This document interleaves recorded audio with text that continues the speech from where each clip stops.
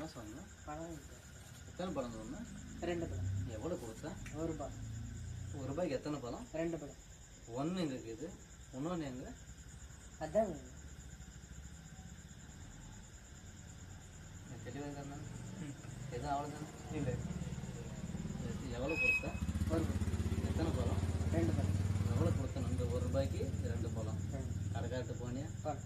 கேட்டியா? கேட்டேன். கடைக்காரர் கொடுத்தானா? கொடுத்தாங்க. எத்தனை கொடுத்தான்? 2 பழம். 2. ஒன்று இங்கே இருக்கு, இன்னொன்று எங்கே?